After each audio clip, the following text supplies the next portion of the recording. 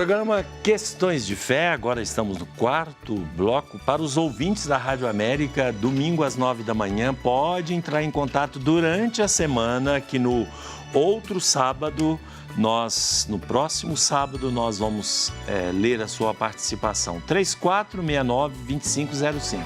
3469-2505. Neste programa de hoje, nós não teremos a leitura, o sorteio dos brindes, só no próximo sábado.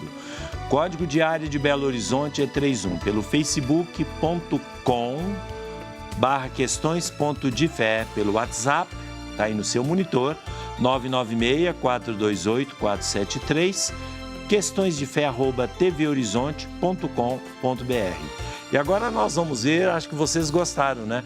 Nós vamos ver mais uma apresentação do grupo, o The King Singers, os Reis da Canção. Vamos conferir. Handel, George Frederick Handel, by the grandiose composer. George Frederick Handel, Frederick Handel, Frederick, Frederick, Frederick Handel, Frederick Handel, Frederick Handel, Frederick Handel, Frederick Handel. Oh, que boa beleza, né? Parece até a música, a palavra facilita também a impostação da voz. Mas vamos continuar. Ora, a indiferença religiosa e a total insignificância prática de Deus nos problemas, mesmo graves da vida, não são menos preocupantes e subversivos do que o ateísmo declarado. É o que nós falamos, né? E também a fé cristã, mesmo sobrevivendo em algumas manifestações tradicionais e de ritos, tende a desaparecer nos momentos mais significativos da existência, como são os momentos do nascer, do sofrer e do morrer. Daí que se levantem interrogações e enigmas tremendos que, ao ficarem sem resposta, expõem o homem contemporâneo à desilusão desconfortante e à tentação de eliminar a mesma vida humana que levanta esses problemas.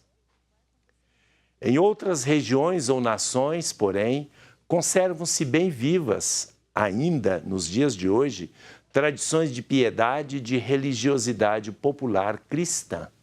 Mas esse patrimônio moral e espiritual corre, hoje, o risco de esbater-se sob o impacto de múltiplos processos, entre os quais sobressaem a secularização e a difusão das seitas. Só uma nova evangelização poderá garantir o crescimento de uma fé límpida e profunda, capaz de converter tais tradições numa força de liberdade autêntica. Muito bem, vamos ver aqui mais participações, depois eu quero comentar esse trecho que nós ouvimos. Beleza. Bom, Carlos Alberto, do bairro São Geraldo, também ouvinte da rádio, gostaria de saber qual foi o primeiro concílio que a igreja fez e quando foi.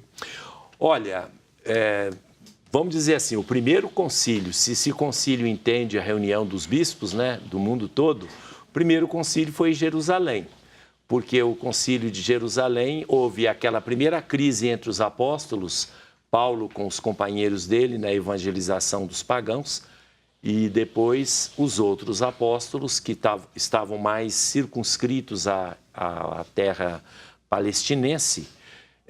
E aí, se os cristãos deveriam passar pelo judaísmo, serem circuncidados, obedecerem à lei mosaica, aquela coisa do comer a carne sufocada e assim por diante. E Paulo falou que isso não deveria acontecer mais, porque não eram mais judeus, eram cristãos. E aí houve uma crise, alguns concordavam ou não, e os bispos se reuniram em Jerusalém. E quem presidiu a reunião foi Tiago, bispo de Jerusalém, chamado Tiago Menor. E no final, quem deu a palavra definitiva foi Pedro, que não presidia, porque o bispo era o bispo de Jerusalém. Mas a última palavra era de Pedro, porque ele era o chefe dos apóstolos. Aí foi o primeiro concílio. Mas a gente considera propriamente a igreja após a morte dos apóstolos, o concílio de Nicéia foi o primeiro concílio importante e universal da Igreja, né?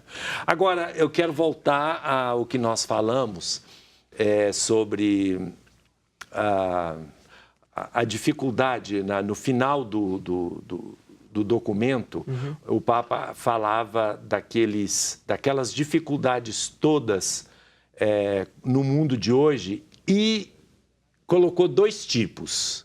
Um onde o secularismo é dominante, onde a fé cristã pode nem fazer parte mais dos momentos fundamentais da vida.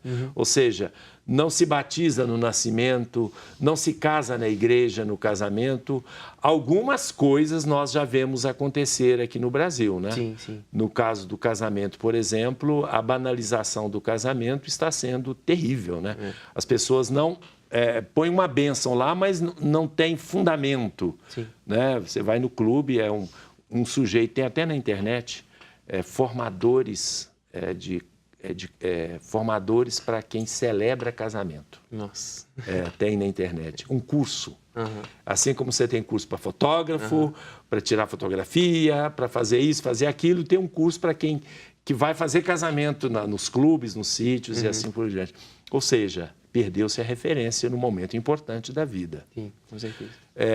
Nós temos também, eu não sei até que ponto é só culpa dos leigos, tá?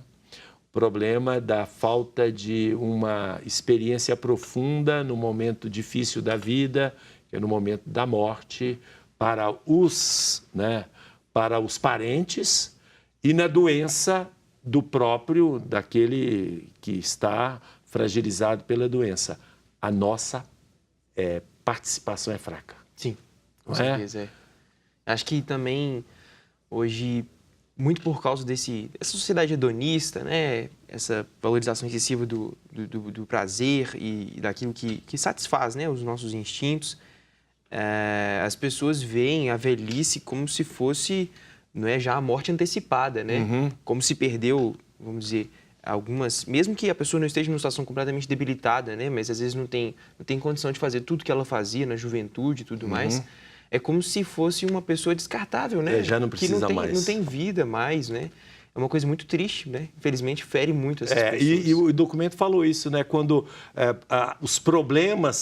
quando chegam os problemas, a tendência é eliminar a pessoa que causa esses problemas, de alguma forma. Até mesmo se for a própria pessoa, né? Então, é o caso de alguém que está em estado terminal, alguém que tem uma assinatura que eu sei que existe. Na Suíça tem um lugar maravilhoso onde as pessoas morrem belíssimamente, né? Então, existe um clube no mundo inteiro, onde as pessoas, quando chegam um momento que querem morrer, já não vale a pena viver mais, aí já está pagando durante todo o mês, paga uma taxa, aí você pega o seu avião, vai para a Suíça, lá você tem um hotel muito bom, tem uma música bonita, tem uma paisagem maravilhosa nos Alpes, e aí ele te aplica um doce remédio e você vai embora. Ou seja, o vazio completo de vida. Sim, o sentido da pessoa tá no prazer mesmo, né? Naquilo que ela consegue de mais imediato. Não tem mais isso, acabemos, morramos. Mas falou uma outra coisa também que eu queria lembrar. Ele disse, o documento fala de lugares e países e culturas onde existe ainda a preservação de religiosidade popular. Seria o caso da América Latina, por exemplo. Mas aqui também os problemas agudos, que seria a ameaça ele chama de seitas.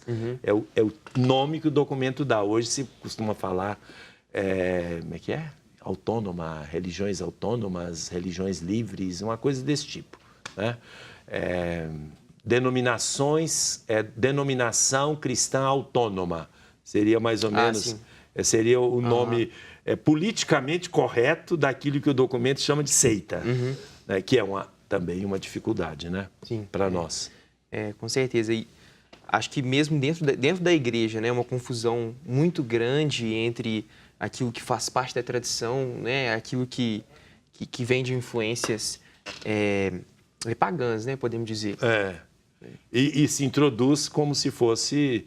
As pessoas fazem como se fossem... Confusão do espiritismo, por exemplo, né, dentro da igreja, infelizmente. acho que tem muitos fiéis, né, que não entendem a gravidade, Acredita em né, reencarnação, do assunto, em coisa de espírito, etc. Né? É isso mesmo. Bom, nós temos que encerrar esse 4º bloco, já terminou, voltamos para conversar mais no 5º bloco.